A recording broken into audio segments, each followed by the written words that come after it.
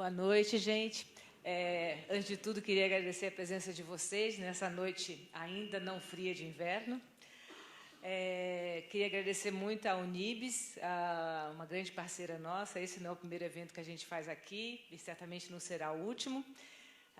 E queria, acima de tudo, agradecer a presença do nosso autor, Clóvis de Barros Filho, professor, formado em jornalismo, direito e um grande bastião da ética desse país, que nos dá muito orgulho de estar lançando o primeiro livro aqui na Planeta. E é um ano muito importante para a gente, porque a gente está comemorando 15 anos no Brasil, Planeta 15 anos. Então, ter a honra de ter o Clóvis como nosso autor é muito bom. Ele está lançando o Shinsetsu, o Poder da Gentileza, é sobre isso que ele vai falar com vocês, tá bom? Muito obrigada.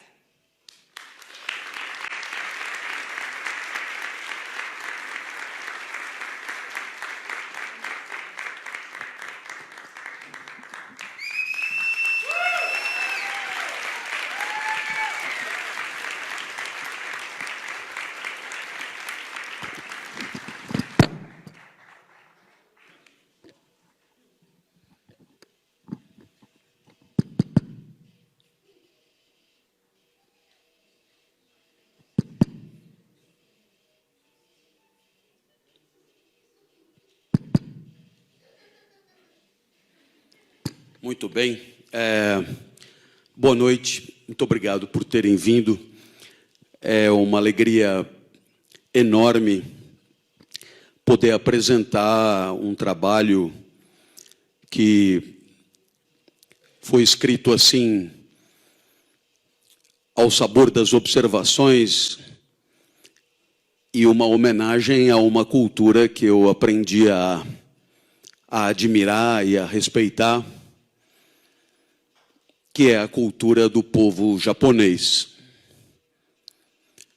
É muito possível que alguém me diga que, para entender direito o que é a palavra Shinsetsu, seja necessário ter nascido no Japão, seja necessário ter vivido no Japão. E isso é verdade. Mas o livro trata do olhar de um ocidental, alguém que se interessou pelo Japão de fora, que esteve lá poucas vezes, por pouco tempo, e que, portanto, olha tudo com a cultura, os referenciais, os conceitos de um ocidental. Quando nós pensamos na palavra Shinsetsu, eu tenho a impressão que estamos nos referindo sempre a levar em conta a presença dos outros na hora de agir. Em outras palavras, não buscar obter vantagens, ganhos, prazeres, resultados, metas, sem essa consideração. Shinsetsu, portanto, nos obriga a uma reflexão a respeito dos limites da própria conduta.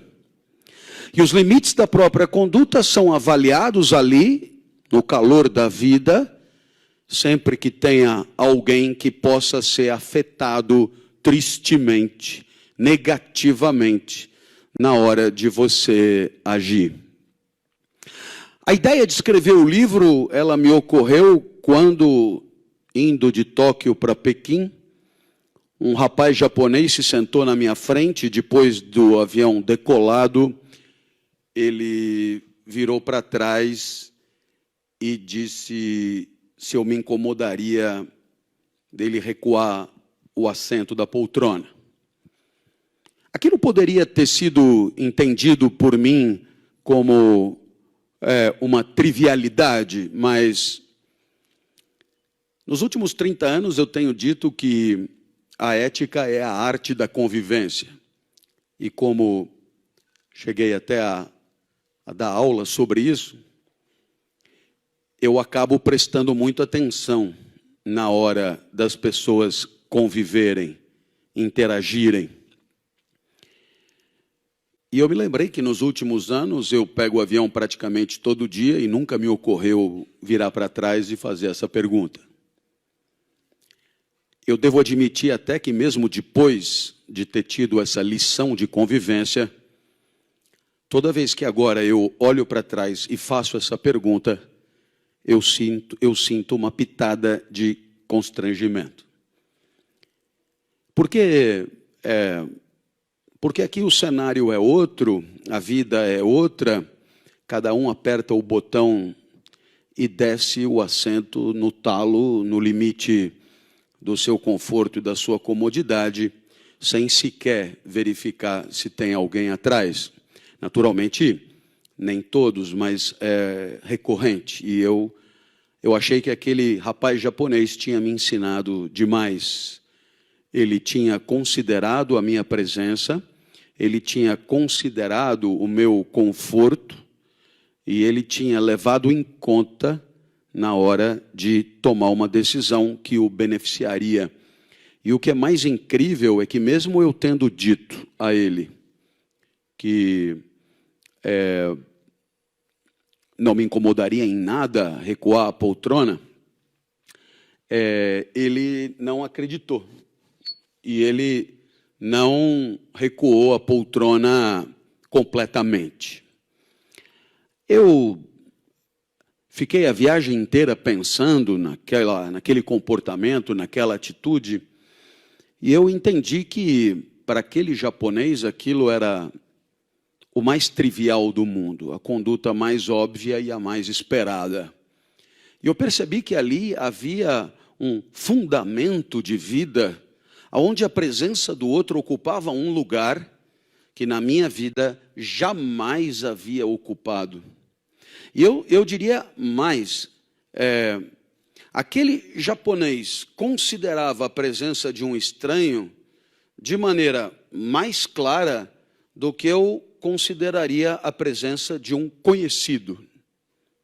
Então, aquilo tudo foi para mim de grande aprendizado, de grande esclarecimento, e para isso eu decidi verificar no mundo ocidental o que nós temos para conversar com o Shinsetsu. Afinal de contas, no Ocidente não somos todos bárbaros, raivosos, inescrupulosos e egoístas. Então, o que aqui poderia dialogar com Shinsetsu? A primeira observação que eu fiz nas minhas pesquisas é que em japonês não há uma tradução imediata para moral e para ética. E eu então comecei a me interessar por quê, né? E eu entendi que na sociedade japonesa há uma expectativa de busca da vida justa na capilaridade das relações do cotidiano e menos com grandes preocupações teóricas a respeito de grandes tomadas de decisão macrosociais. Eu entendi que para o japonês a preocupação está mesmo naquilo que para nós seria o mais anódino, o mais comezinho, o mais insignificante e que para eles tem maior importância. E aí então eu pus no livro, eu tentei estabelecer um diálogo entre Shinsetsu e moral, que é um conceito fortíssimo do Ocidente.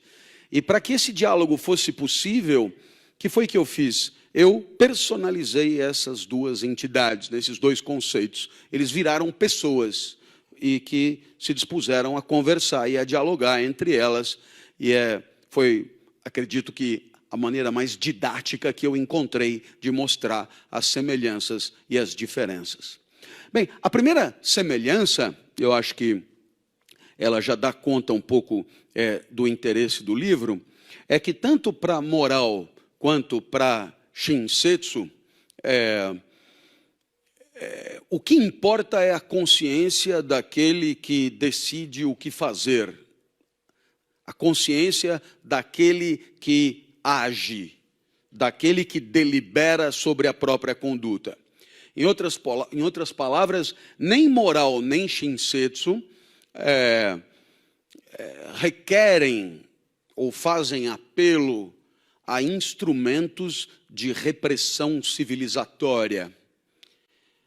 Moral é aquilo que você não faria de jeito nenhum, mesmo que fosse invisível. Moral é aquilo que você não faria de jeito nenhum, mesmo que não tivesse nenhuma câmera fiscalizando. Moral é um conjunto de princípios que livre e soberanamente você decide adotar, mesmo que não tenha ninguém por perto. E eu espero que você perceba que, embora a palavra moral seja caduca, ela faz lembrar nossos antepassados, ela faz lembrar nossos avós, ainda assim, o que a moral significa faz parte da nossa vida. Sim, faz parte, porque se alguém deixar cair sua carteira aqui, todos se empenharão ou se empenhariam em devolvê-la, mesmo que não houvesse nenhum risco de flagrante, mesmo que não houvesse nenhum receio de ser pego, notoriedade enxovalhada e assim por diante. Então perceba, a moral nada tem a ver com o olhar do outro, porque a moral tem tudo a ver com o olhar sobre si mesmo. Poderíamos dizer que é o eu que reflete com o eu sobre o eu e a maneira como o eu deveria agir. E tudo isso dentro de uma perspectiva de liberdade de definição de princípios, de valores e assim por diante. Ora, Shinsetsu é a mesma coisa. Shinsetsu não espera ninguém fiscalizar. Shinsetsu não espera ninguém olhar ou controlar. Por quê? Porque você o fará por acreditar ser genuinamente essa a melhor maneira de interagir, considerando a presença da outra pessoa. Perceba que tanto moral quanto Shinsetsu ganham o seu colorido maior quando uma pessoa abre mão de um ganho por conta de ambas. E isso é perfeitamente possível. Afinal de contas, não somos animais no cio. Os animais no cio, sim, vão atrás da cópula, vão atrás do gozo, e aí não há limite para a obtenção desse prazer, são estritamente regidos pelo princípio de prazer, mas nós, porque somos humanos, porque pertencemos à humanidade, porque vivemos na civilização, nós, evidentemente, aprendemos que o prazer não é tudo e, portanto, vamos aprendendo a respeitar este ou aquele princípio na hora de interagir. E é exatamente essa possibilidade de não se autorizar uma conduta entendida por si mesmo como inadequada que faz da moral e de Shinsetsu alguma coisa extraordinária. Porque, perceba, se nosso comportamento adequado fosse vinculado à presença de um elemento repressor, que a tecnologia hoje multiplica ao infinito, seríamos escravos, você concorda? Seríamos escravos, o nosso comportamento dependeria da submissão da nossa vontade à presença de um elemento repressor e do medo das consequências do flagrante, tal como o escravo trabalhava submetido à vontade do seu senhor ou do seu capataz. Ora, na hora que você não precisa de ninguém olhando para agir bem, há aí uma emancipação, há aí uma libertação. Curiosamente, ao não se autorizar a obtenção do máximo prazer e do máximo ganho em nome do respeito a este ou daquele princípio, evidentemente, você entendeu, você finalmente pode se considerar livre. Portanto, diferentemente do que o senso comum costuma sugerir, a moral não é uma forma de reprimir o homem, pelo contrário, é a única maneira de efetivamente emancipá-lo, porque se trata de uma vitória sobre apetites indevidos, apetites comprometedores e apetites que aviltariam a nossa dignidade e nossos compromissos de relacionamento. Então, sei lá, costumo dar meus exemplos, e se você veio até aqui é porque já ouvi, é pelo que já ouviu, então eu não tenho nenhum problema de os repetir. imagina que você tenha assumido um compromisso de exclusividade de práticas íntimas com o seu cônjuge, namorado, etc. É uma prática que ainda vigora em alguns casais. Muito bem. Você, apesar disso, né, você é chamado para um trabalho distante, num lugar distante, onde nada pega, onde não tem sinal, não tem controle, não tem radar, não tem tornozeleira, não tem câmera, não tem WhatsApp, Twitter, Instagram, nada disso, nada. Então, você está realmente num cenário propício, né, para avaliações morais em profundidade.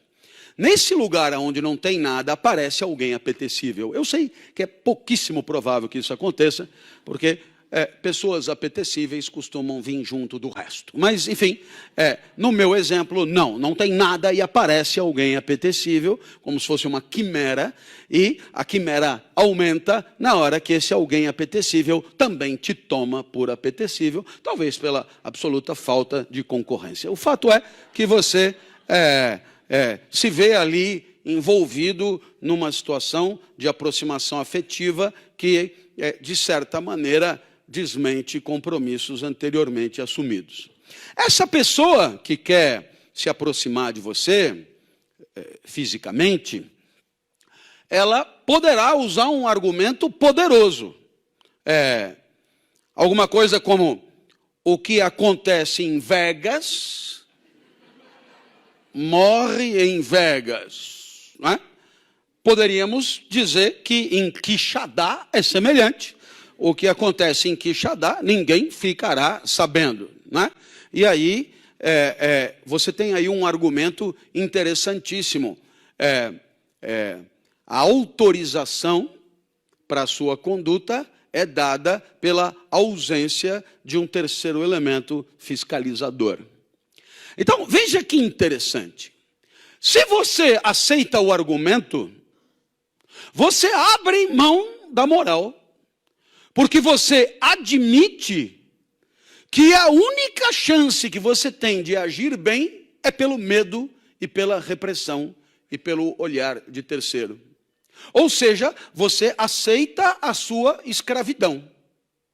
Mas aí, você pode virar para o seu pretendente e dar a ele a única lição de moral que alguém pode dar. Porque se existe algum sentido para a expressão lição de moral, o sentido só pode ser esse. Lição de moral é explicar o que moral quer dizer. E o que moral quer dizer? É que quando não houver ninguém fiscalizando, quando não houver radar, tornozeleira, câmera ou WhatsApp, quando não houver nenhuma chance de ser pego, quando toda a fiscalização desaparecer, ainda resta a consciência de cada um, a possibilidade de você limitar a sua conduta e triunfar sobre os prazeres de circunstância.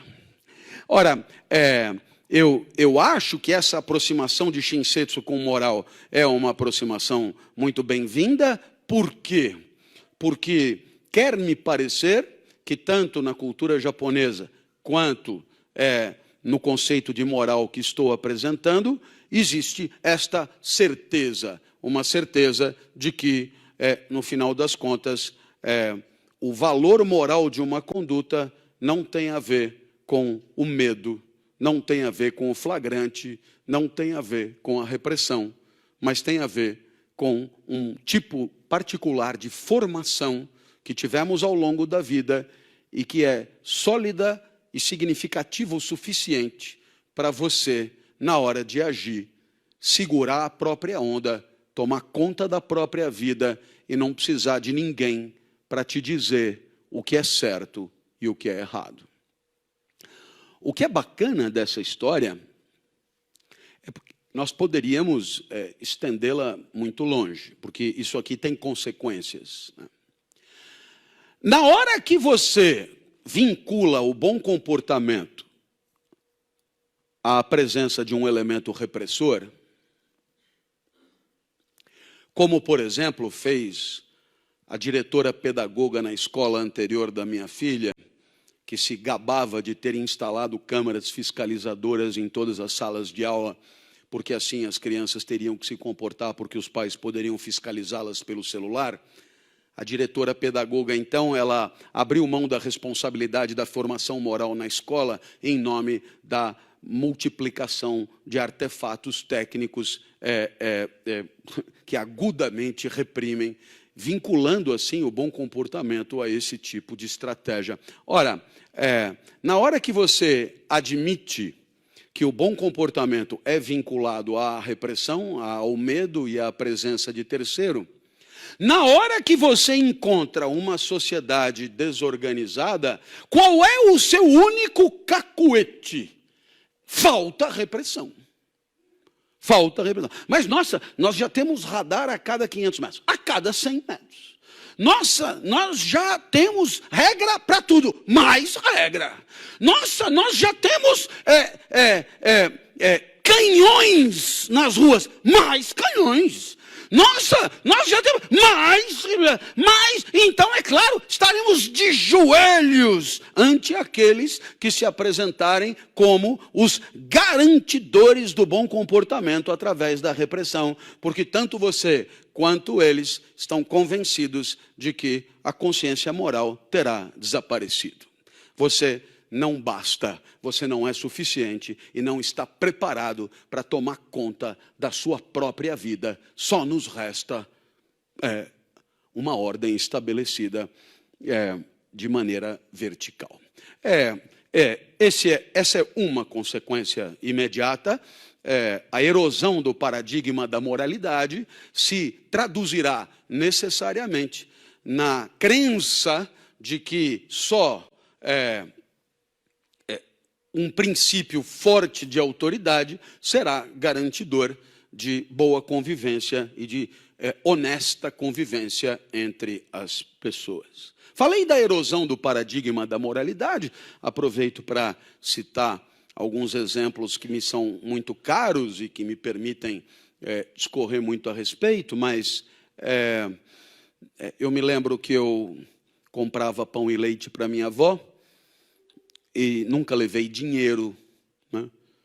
Você imagina que eu passei a minha infância na frente da Assembleia Legislativa do Estado de São Paulo, na rua Manuel da Nóbrega, e a minha avó me mandava comprar pão e leite, e a padaria ficava na Brigadeiro Luiz Antônio, esquina com a Lorena, o que me fazia andar umas 6 quadras para cima e 6 quadras para baixo.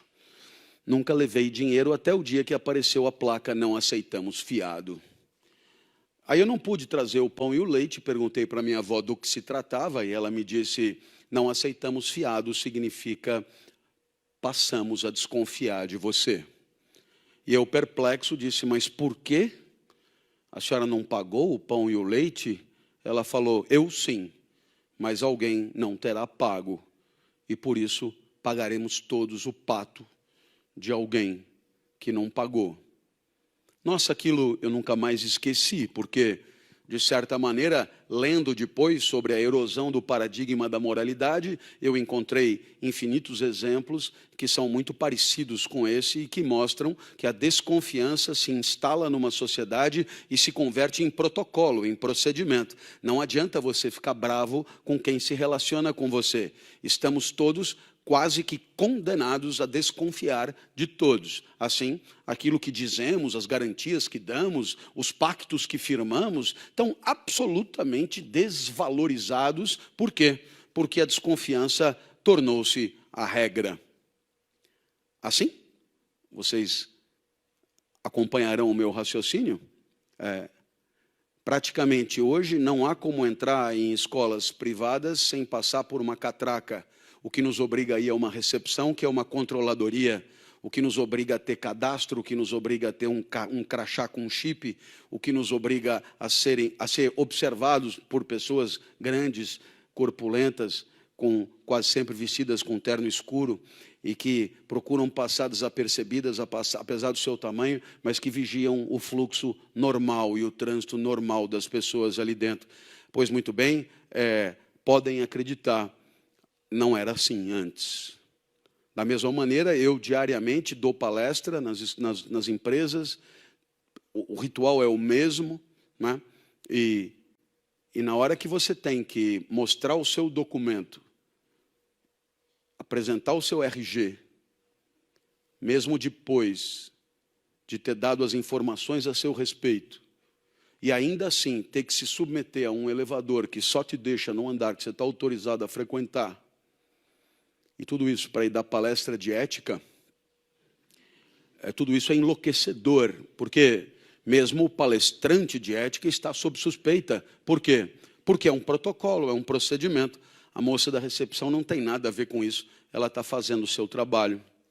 Então, eu espero que você entenda que tanto moral quanto Shinsetsu pressupõe condições de vida em sociedade onde tenhamos a liberdade para respeitar princípios de convivência no interior da nossa autonomia deliberativa e não pelo receio de algum tipo de flagrante e alguma punição que lhe seja superveniente. Ok? Então, curiosamente, é possível que alguém venha falar de formação moral dentro de um espírito de imposição de regras de fora para dentro e, naturalmente, aí você tem uma espécie de blasfêmia do seu sentido mais genuíno, do sentido do que moral quer dizer. Então, acho que, nesse ponto, nós temos aqui um elemento em comum fundamental. Moral em Shinsetsu, no final das contas, tem a ver com não ir atrás do próprio prazer, desconsiderando princípios e desconsiderando a presença do outro para definir os limites da própria ação. Sabemos todos que isso faz parte da nossa vida, para alguns mais, para outros menos. Quando uma sociedade aplaude uma pessoa em função do que ela conseguiu, ignorando o caminho que ela percorreu para conseguir, podemos dizer que é uma sociedade que implicitamente desmoraliza a vida. Por quê? Porque aceita que o valor da vida e o valor de uma pessoa está nos resultados obtidos, independentemente dos recursos que tenha adotado para consegui-los. E então é evidente, é claro, podemos ver com clareza o quanto até mesmo as instituições escolares fazem do sucesso profissional uma espécie de alfa e ômega do sucesso da vida e em momento algum discutem as condições legítimas para alcançá-lo. E evidentemente essa escola, essa instituição contribui para a construção de um universo social pragmático, onde o respeito a princípios cai de joelhos diante do sucesso, do triunfo, dos resultados, do enriquecimento a qualquer preço, da glória, do reconhecimento e assim por diante. Pois muito bem, quando é que as pessoas são criticadas? Quando fracassam, quando o sucesso falta e não em função do procedimento que tiveram. Assim, hoje, o mundo inteiro detona o nosso melhor jogador de futebol. Mas é porque ele não ganhou a Copa do Mundo. Se tivesse ganho a Copa do Mundo, o seu estratagema de exagerar na simulação das faltas poderia talvez ser aplaudido e entendido como alguma coisa inerente ao futebol, própria da cultura malandra e cabocla que nos faz e sempre nos fez superiores em Copas do Mundo. Como não houve o resultado, então aí é possível criticar. A crítica advém do fracasso. A crítica não advém do respeito a princípios de ação. Pois muito bem, chegamos então à ideia de que Shinsetsu e moral podem caminhar de braços dados, mas aqui vai uma diferença, pelo menos para que haja uma diferença entre ambas, né? O livro tem mais. Né? É importantíssimo lembrar que Shinsetsu se ocupa de momentos da convivência que moral não se ocupa. Então, aí vai essa observação. Se você, humilhado e com raiva, opta por não matar o seu agressor, mesmo tendo condições para isso, isso é uma questão moral, mas não é um problema de Shinsetsu. Shinsetsu não se ocupa de temas desse nível de gravidade. Então, aqui vai uma observação que precisa ser feita, que eu acho muito bacana. Quando você define moral como pensamento para a vida, e a vida regida pelo pensamento, eu sempre dou o exemplo que você entra numa sorveteria, tem 50 sabores, você escolhe o de morango, é pensamento sobre a vida. Mas é moral? Não, não é moral. Mas então, qual é o problema? O problema é que escolher pelo morango é só uma preferência. É só uma preferência, isto é, quando você opta pelo sabor morango, você não parte da premissa que o sabor morango seja superior a qualquer outro sabor, ou você não parte da premissa de que outros no seu lugar devessem também escolher o sabor morango. É só uma preferência, e se alguém do seu lado optar por chocolate, está tudo certo também. Na moral, não há preferência. Não é uma questão de preferência. Assim, a moral implica uma reflexão sobre a própria conduta que, para quem age, deveria ser feita por todos. Em outras palavras, é uma decisão pessoal com pretensão de universalidade. Eu insisto, é uma decisão pessoal com pretensão de universalidade. Curiosamente, Shinsetsu não tem essa pretensão. Assim, quando o time japonês é derrotado pela Bélgica, numa derrota dura, sofrida, e eles se encaminham ao vestiário, e depois de usar o vestiário, eles deixam o vestiário limpo como se fosse uma enfermaria, e ainda deixam presentes para os russos e uma carta agradecendo a hospitalidade.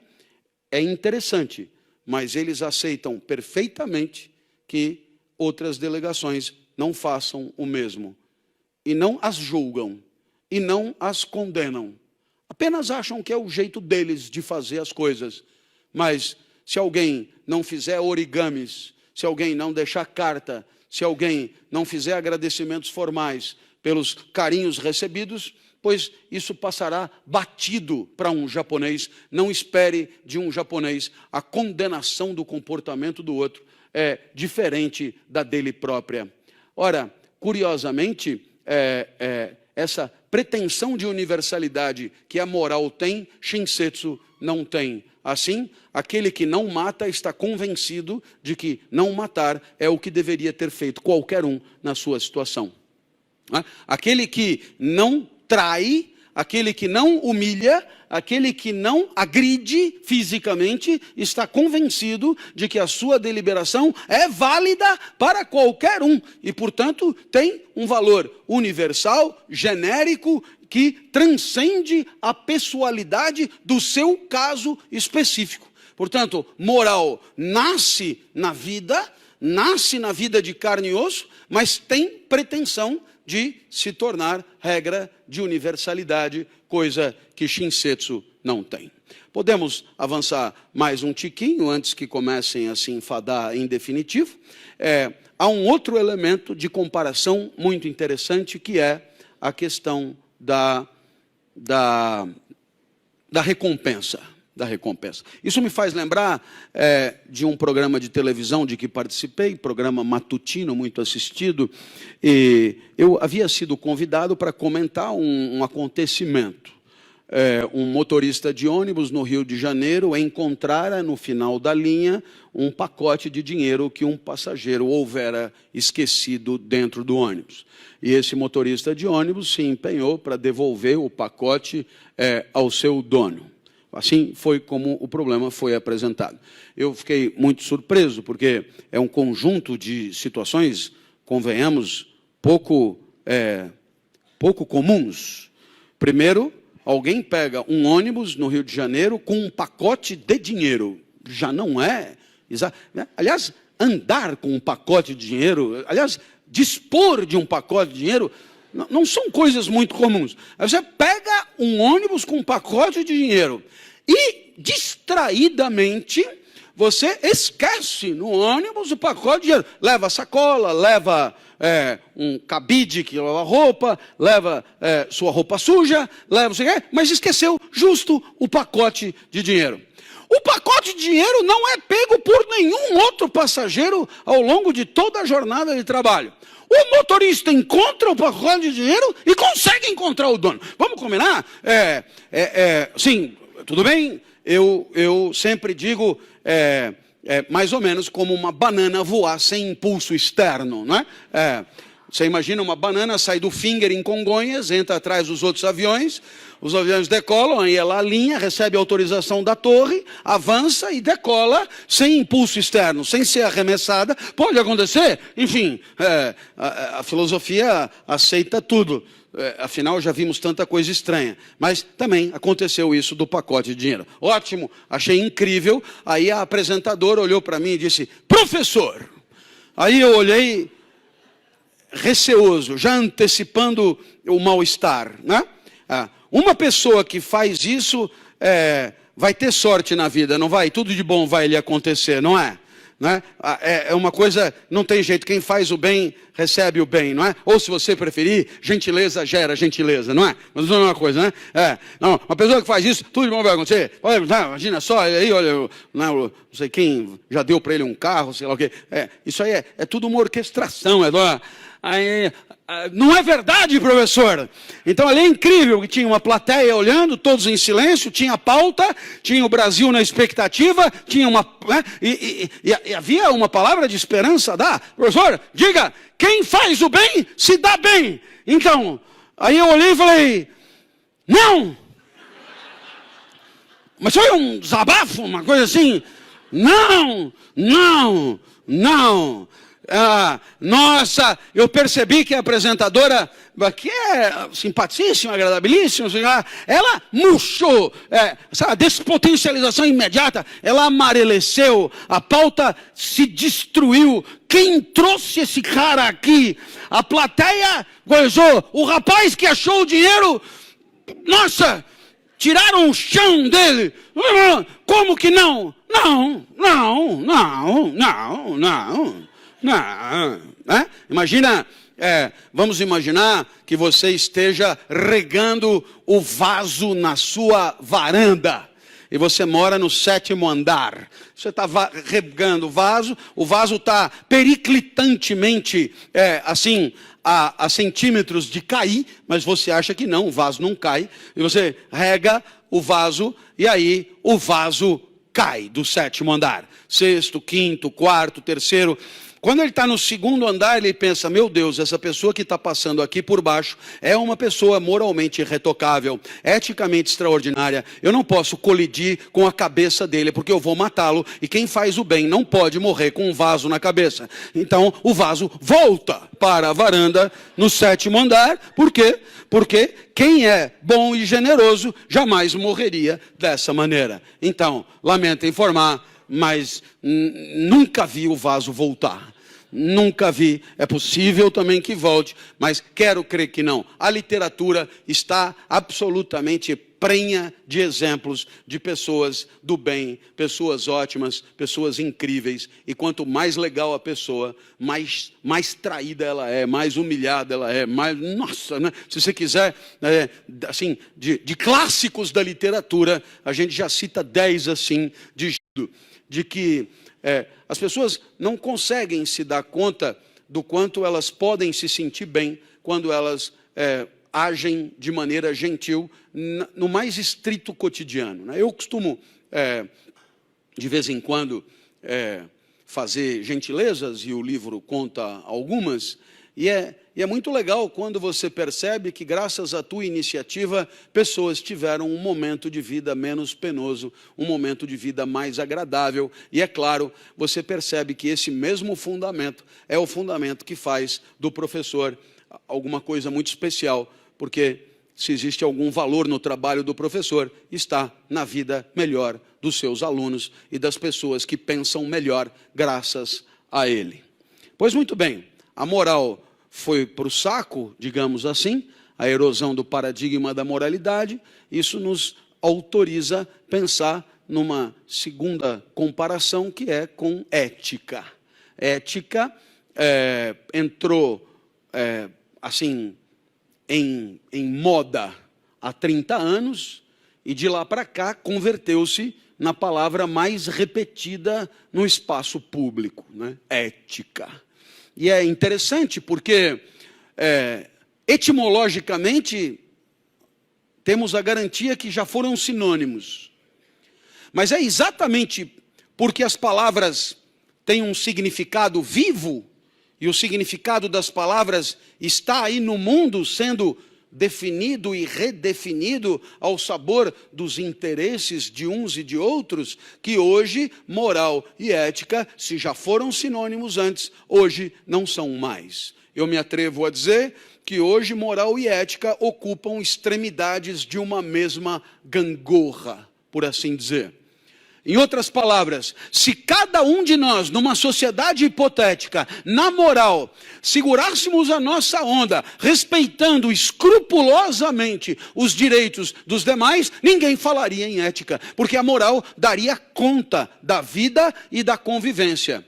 Mas é exatamente porque a moral não dá conta, e talvez num nível extremo, que a ética tornou-se a última esperança, a última expectativa. E o que é a ética? Um entendimento comum de um mínimo de convivialidade. A ética é a inteligência compartilhada a serviço do aperfeiçoamento da convivência. Quer dizer, já que a moral da consciência íntima de cada um não segura a onda, a ética, quem sabe, possa definir um mínimo necessário para que possamos ter uma convivência mais suportável, mais justa e, quem sabe, patrocinadora de cotas equivalentes de felicidade para todos. Ora, é interessante observar, não é? Como, não havendo uma tradução para o japonês fiel e imediata da palavra ética, aprendemos demais sobre o jeito japonês de pensar. Em outras palavras, a partir do momento que garantimos a todos, na escola, na tenra infância, uma formação moral que julgamos adequada, a fiscalização social sobre o comportamento de uns e de outros, ela se torna progressivamente rarefeita, quiçá desnecessária. Inversamente, na hora que perdemos a oportunidade de uma formação moral sólida, que permita a cada um o discernimento sobre a boa conduta, sem o olhar externo, aí então é preciso segurar o bicho de outro jeito. A ética se torna infinitamente mais decisiva e mais importante. Outro dia eu fui à piscina, a convite dos meus filhos, e eu particularmente detesto ir à piscina e também detesto gastar uma caloria que seja inutilmente. Então, eu entrei na piscina e permaneci imóvel, até para evitar riscos de afogamento. Tem aquele degrauzinho nas pontas e ali fiquei. Depois dos 50 anos, você sabe que a próstata aumenta, para nós que ainda dispomos dela, e invade a bexiga, justamente. Então, a melhor coisa é olhar logo onde tem um WC. E naquela piscina havia WC aqui, à minha esquerda, e à minha direita um bar. Gozado, a fila do bar era enorme, também fazia um calor, né? Então, era cerveja, era água, era suco, era não sei o quê, era bebidas em geral, e a fila só aumentava. No WC, não tinha visto ninguém entrar. Num determinado momento, não aguentei mais, saí da piscina e dei 3 passos para o WC, estava trancado. Pô, trancar o WC é uma conduta curiosíssima num lugar abarrotado de gente. Aí eu fui até o bar e pedi explicações, e recebi uma chave, está aqui, sem entender a minha indignação. Fui lá, abri, usei, fechei e devolvi. Eu tinha certeza que o WC estava trancado, porque eu havia trancado. Então, aquilo me inquietou. Porque as pessoas bebiam, e ninguém frequentava o WC que estava ali a 3 passos.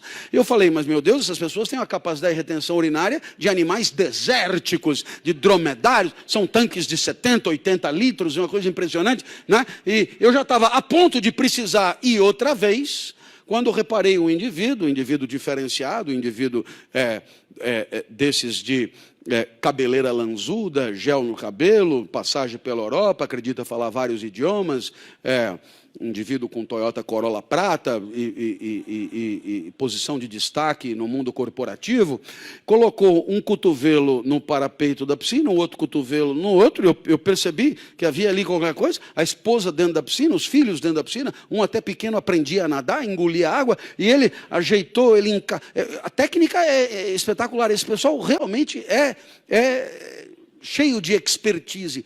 Ele acoplou a genitália naquele foco que espalha o amarelumbre, sabe? Que sai a água. Eu percebi a astúcia. E ele, além de ter, claro, a graça do atrito, ainda aliviou-se, sorrindo, né? E voltou. Aí eu comecei a perceber que, no final das contas, não havia necessidade de manter o WC aberto. Aliás, não havia necessidade nem mesmo da existência de um WC, porque a piscina era um grande vaso sanitário, onde as pessoas se aliviavam sem precisar andar 3 metros. Olha, na hora que você para não andar 3 passos, você condena quem está à sua volta a interagir com seus excrementos, praticamente nus, e você não faz distinção, nesse ponto, aplausos, né? Se tiver que nadar no meu xixi, é a mulher, os filhos, todo mundo junto, não tem proteção, né? Então, não há dúvida que você tem aí um exemplo de canalice que não está na primeira página dos jornais. A piscina é o país. O WC é a ética trancada à chave pelo professor. No bar, os corruptores, e dentro da piscina, 2 tipos de gente: canalhas, assumidos, e covardes diante da canalice. Assim, eu espero que você tenha percebido que por onde você andar e houver convivência, haverá a possibilidade de limitar o seu conforto em nome da presença do outro. E esse outro poderá ter para você identidade, cara e nome ou não. A ética é o respeito ao outro genérico e identificado. Assim, se você sempre morou sozinho e alguém vem morar com você, a partir do momento que alguém veio morar com você, deverá haver entendimento sobre a convivência. E é possível que haja diálogo sobre a convivência. É possível que haja discussão sobre a convivência. É possível que tenhamos que identificar o que há de mais precioso e que podemos chamar de valores de convivência. Se forem 2 doutorandos em física, o silêncio. Se forem 2 roqueiros, o barulho. E se for um doutorando de física e um roqueiro, bem-vindo à cidade, bem-vindo à polis, bem-vindo a espaços de convivência, onde pretensões e desejos contraditórios fundamentam valores complexos, contraditórios, que se excluem, que se aniquilam, que se enfrentam. E, naturalmente, a ética pressupõe uma competência, uma capacidade inicial de refletir não só sobre o que é melhor para você, capacidade essa desenvolvida em todas as instituições, mas uma capacidade de refletir sobre o que é melhor para mais gente. E isso já é mais raro. E, finalmente, se houver incompatibilidade entre a solução melhor para todos e a solução melhor para si, a capacidade de abrir mão do que é melhor para si em proveito do que é melhor para todos. E aí, então, a raridade aumenta. a raridade aumenta. A ética não é um mero diagnóstico de possibilidades de convivência. A ética é uma solução concreta no mundo de carne e osso sobre a melhor maneira de interagir com as pessoas que estão lá. Com as pessoas que estão lá e o repertório que tem, e os desejos que tem, e as ambições que são as suas. Portanto, não há que esperar o surgimento do paraíso para falarmos de ética. Pelo contrário, é através da ética que, quem sabe, cheguemos a uma sociedade mais justa, através de um tipo de entendimento entre nós sobre o mínimo a respeitar com vistas a uma convivência harmoniosa. Naturalmente, você deve ter percebido que, nesse caso, a dificuldade é enorme, porque, sendo os valores complexos, a ética se converte num cobertor curto. E Shinsetsu também tem a sua complexidade. E foi por aí que nós caminhamos. Sim, sua complexidade, porque quando você se levanta no ônibus para que uma pessoa de ventre avançado possa se sentar, presumindo a gravidez, e a pessoa não entende num primeiro momento por que você se levantou, e você sugere que uma pessoa em estado interessante deva estar mais cômoda, e a pessoa diz: em estado interessante está sua avó, porque isso aqui é pança mesmo, não é gravidez, você percebe que houve aí uma complexidade.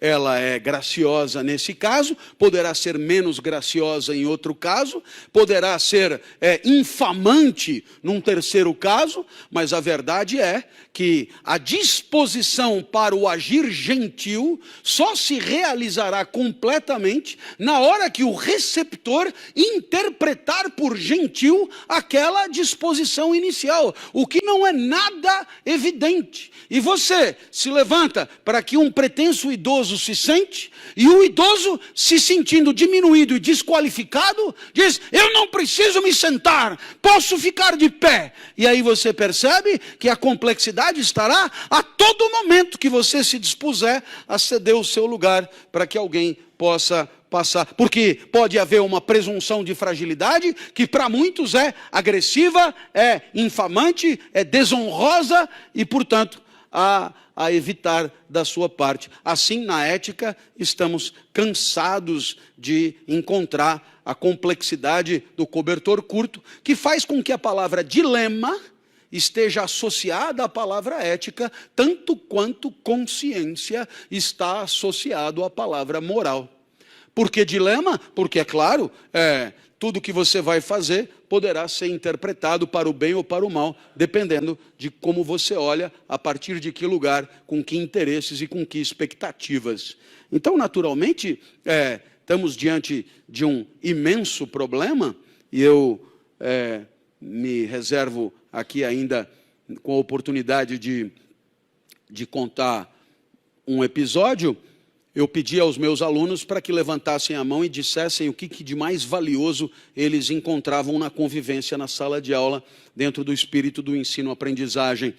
E um aluno disse, um aluno sentado na primeira fileira, ele disse: os que chegam atrasados atrapalham muito. Estamos aqui na expectativa de aprender com o senhor e o retardatário incomoda demais. O princípio da pontualidade é um princípio fundamental. Portanto, se a aula começa às 19h30, tranque a porta, não permita a entrada de retardatários. Eu espero que você tenha percebido, tal como em Shinsetsu, nós temos 3 níveis. Nós temos o nível do valor, que é a excelência do ensino-aprendizagem, nós temos o nível do princípio, que é o princípio da pontualidade, e nós temos o nível da norma, que é ninguém entra depois das 19h30. Bom, vamos combinar, a argumentação está posta, quem chega atrasado atrapalha mesmo, e começar no horário é respeitador. Não há nada de absurdo, vamos em frente. O menino do lado levanta a mão e diz: queria primeiro concordar com o colega, ele tem toda a razão. Se todo mundo chegasse às 19h30, viveríamos no melhor dos mundos. Mas Eu queria só dizer para o senhor que eu faço parte de um grupo aqui que vem da periferia sul da cidade, bairros de Grajaú e Parelheiros. A gente não teve a sorte de nascer por aqui, a gente não teve a sorte de ganhar um carro aos 18 anos, a gente não teve a sorte de não precisar trabalhar para estudar, a gente trabalha lá perto de casa, a gente é dependente do transporte público e não chegaremos às 19h30 nunca. Se o senhor trancar a porta, vai nos excluir. Faça isso, professor. Exclua o trabalhador. Afinal de contas, é o que a universidade pública vem fazendo desde a sua fundação. Exclua o trabalhador. Faça da universidade pública mais um pretexto para a reprodução das desigualdades sociais. Faça isso. Ninguém vai reparar, professor. E aí, então, olha só.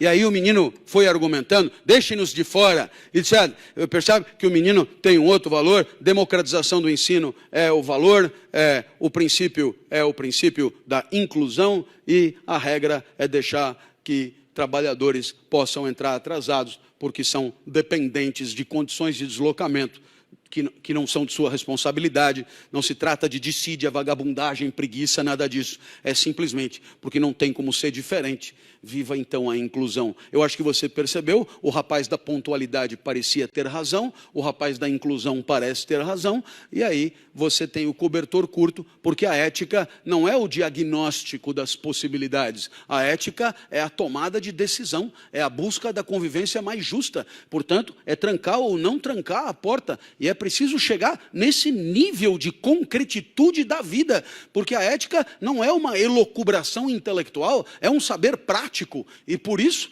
nós temos que encontrar uma balança que consiga medir os pesos da inclusão e da pontualidade. Se conhecerem essa balança, me apresentem. Ela não é tão simples de achar, ela depende muito do tipo de sociedade que queremos para nós.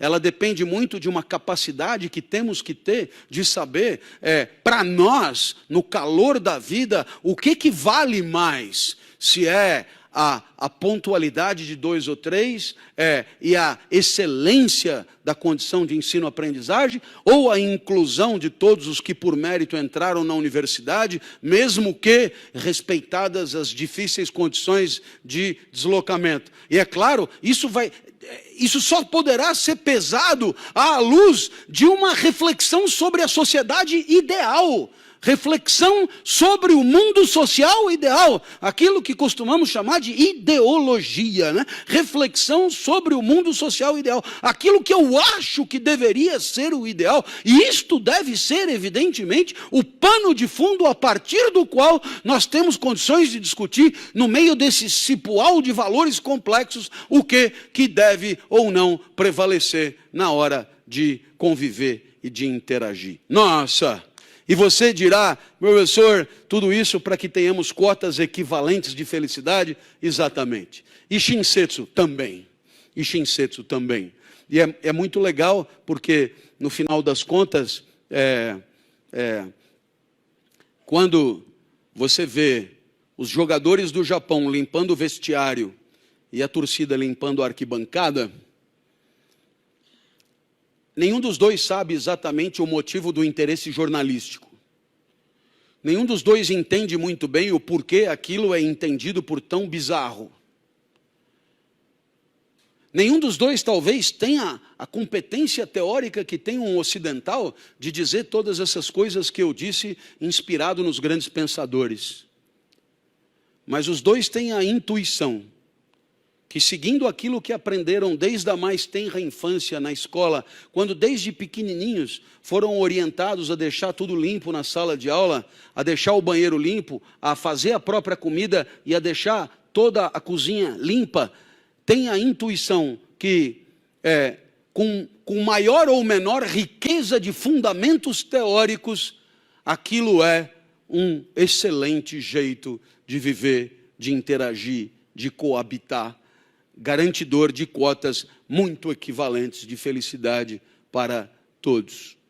E se você ainda me perguntar sobre a tal da felicidade a que eu me refiro, eu queria dizer só uma coisinha antes de dar a vocês a alforria que merecem.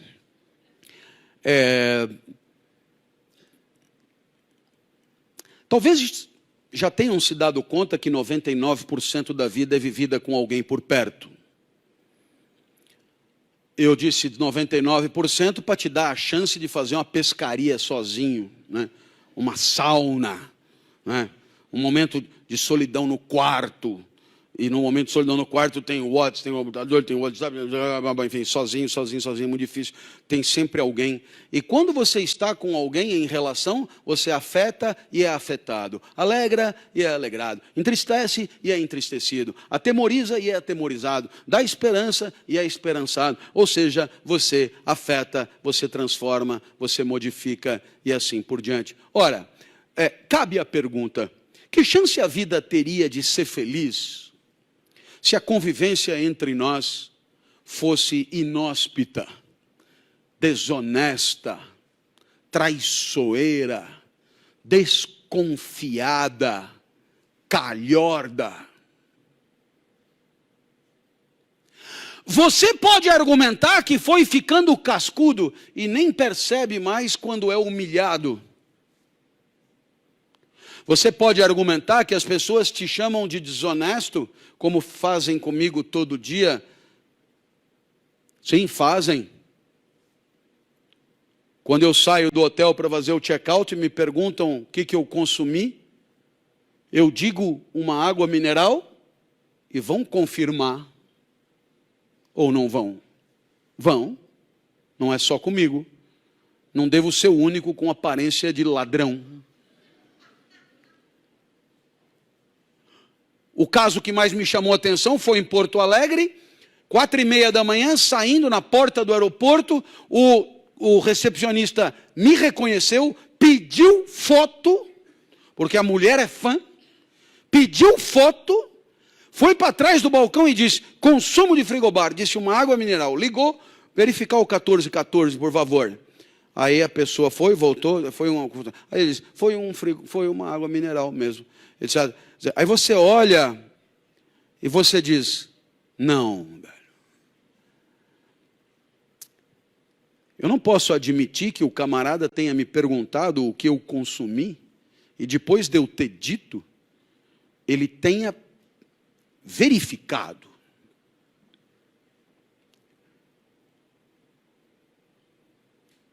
Mas aí você se dá conta que o problema não é o rapaz. Que o problema é a sociedade que nós decidimos viver. É a sociedade que nós construímos para nós, da qual somos todos corresponsáveis. Então você escolhe. E nós fizemos aparentemente uma escolha. É a escolha do valor zero da palavra dada. É a escolha da desconfiança a 100%. Essa é a escolha que fizemos, através das nossas ações, através dos nossos comportamentos, através das mensagens que nós passamos a todos sobre a nossa índole, o nosso caráter e a nossa maneira de agir.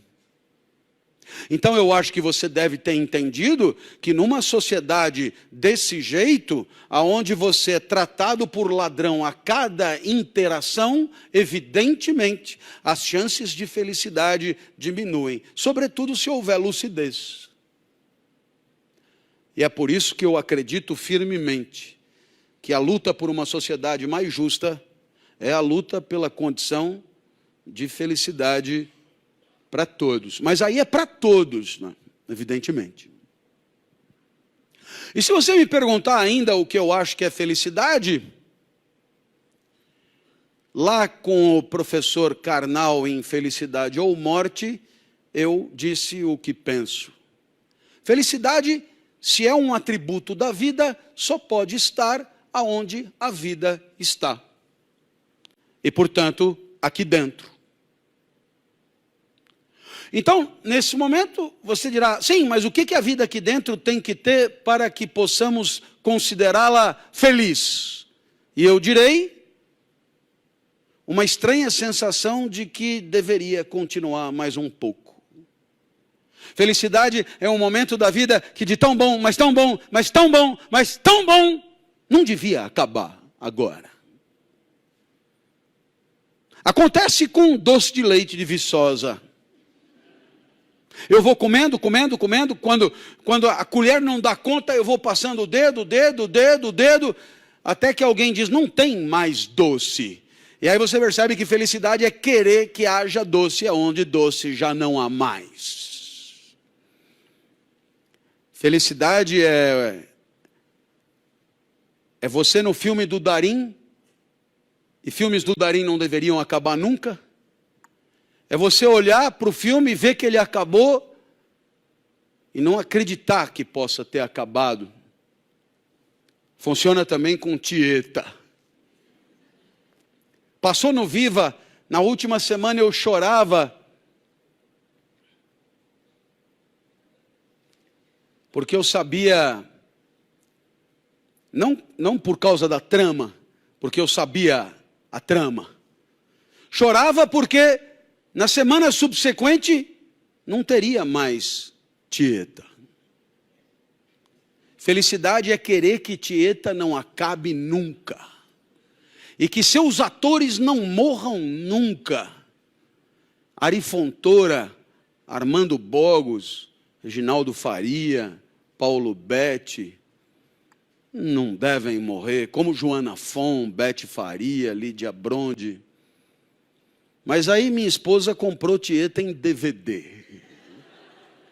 Felicidade é Tieta em DVD, porque poderei assistir sempre que quiser, quando quiser, milhões de vezes que quiser. E tem aquele menino que meio-dia, depois de 4 horas de aula, virou para mim e disse, professor, o senhor vai repetir essa aula à noite? Vou. Se incomoda se eu vier de novo? Não, pode vir. Professor, o que foi? Se incomoda se eu trouxer minha mãe? Falei, por quê? Ah, professor, quando eu vejo uma coisa boa assim, eu gosto de compartilhar. Por que a mãe? Ah, professor, a mãe é porque minha mãe é a pessoa que eu mais amo desde que eu nasci. Toda vez que eu vejo uma coisa boa, eu queria que ela visse também. Aí eu já falei do senhor e agora eu pensei que o senhor pudesse repetir, então é uma oportunidade dela ver. Que aí eu fico contando, mas nunca é a mesma coisa, né? Aliás, incrível. O senhor fala 4 horas em 15 minutos, eu acho que resumi tudo e eu queria que ela visse tudo mesmo. E aí eu olhei para aquele menino e eu entendi que eu tinha aprendido bastante. Talvez eu tenha aprendido mais do que ensinado. Porque com aquele menino eu entendi que felicidade é um momento tão bom, mas tão bom, mas tão bom, mas tão bom, que queremos de fato compartilhar com aqueles que mais amamos. Não é uma alegria a ser vivida na solidão, mas é uma alegria a ser compartilhada, convivida, coabitada. É no compartilhamento da alegria que talvez encontremos as condições da vida ideal. Talvez seja mesmo no desejo de que aqueles que amamos possam sentir as alegrias que sentimos, que experimentamos os melhores momentos da nossa vida. Talvez seja essa grande vontade de mostrar para o outro aquilo que de bom você acabou de viver, que seja a chave de uma vida feliz. E que mantém viva a esperança de que possamos até o final continuar querendo mostrar para as pessoas que mais amamos as coisas que julgamos mais incríveis, mais lindas, mais importantes, mais divertidas, mais engraçadas, mais alegradoras. E assim eu espero que pelo menos por um segundo você tenha desejado compartilhar com quem ama as coisas que eu falei e as coisas que venha a ler em Shinsetsu, o poder da gentileza em busca de uma felicidade compartilhada. Muito obrigado e até a próxima, se Deus quiser. Valeu.